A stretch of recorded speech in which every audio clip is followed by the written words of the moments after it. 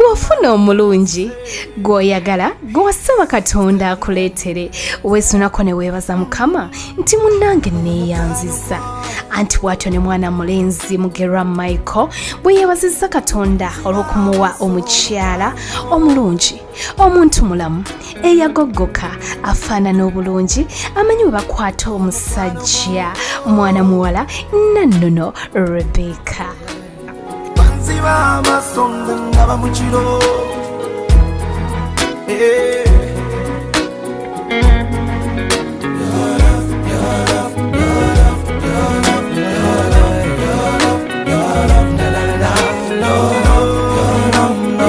Michael Mukama bwe yamuwadde Rebecca bw'atyo n'amutwala ku lutikko e Lubaga bakuba ebiragaano byabwe eby'olubeerera.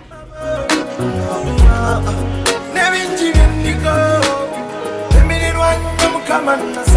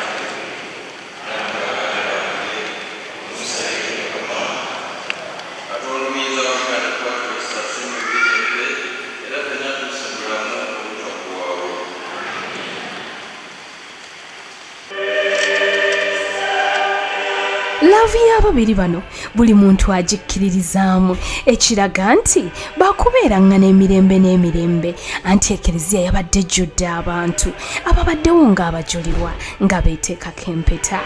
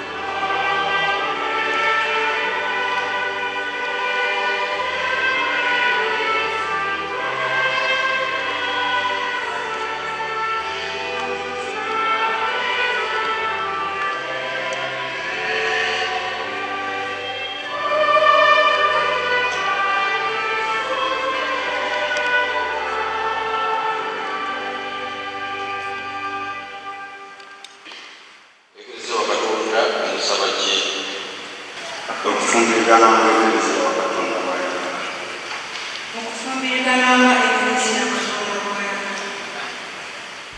Yamugambye nti mu kufa, mu kulumwa, mu bwavu, mu nnaku, mu bugagga, mu buli mbeera n'abeeranga naawe. Abazadde b'abaana mukkiriza abaana bakabana okufumbiriganwe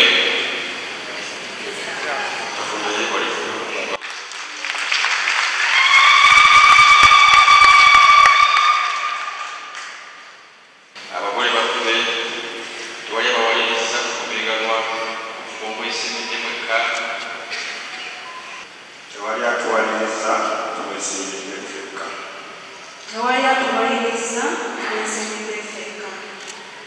mwetegese obutaswaza bufumbo kamwagalana nga bumwessamu n'ekitiibwa bulamu bwonna Ye twetegese. mwetegese okwagala abaana katonda bali babawadde n'okubaguluka nga kristo n'eklezia balagira. Twetegese.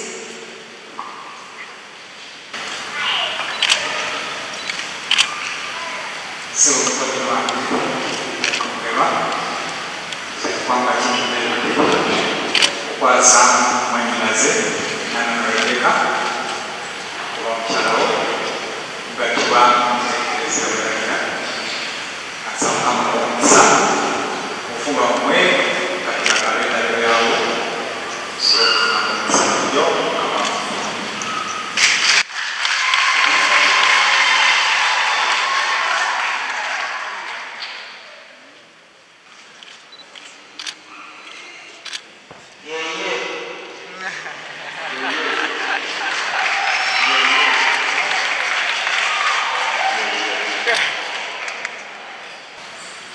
Nze mugerwa Mike. Funa kwetana n'okweteka obeere mukyala wange kulaganya okukwagala n'okunywererako mu bulungi n'embubi, bukagga n'embwavu, bulwadde n'embulamu, era nkulaganya okussaamu ekitiibwa ennaku zonna ez'obulamu.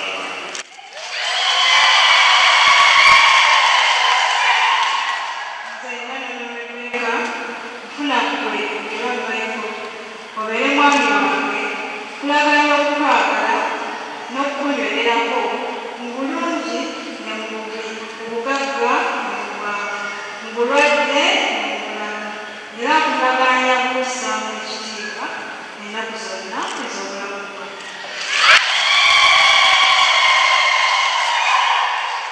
Ekiragano kyammwe kimukuze mu maaso g'eklezia Mukama w'ekisa kitapase abawefuka emikisa gye mingi ddala olwakona kyamaze okugatta obanga n'omu akigatulanga.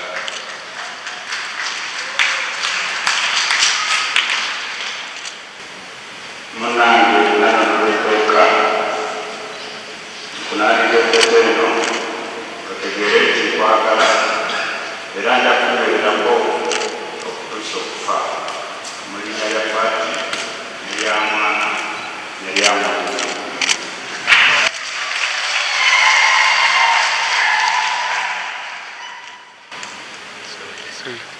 Munnange era Michael, nandika effeto eno otegeere nti nkwagala era nja kunywererako okutuusa okufa mu linnya lya Paati n'erya Mwana n'erya Mwoyo.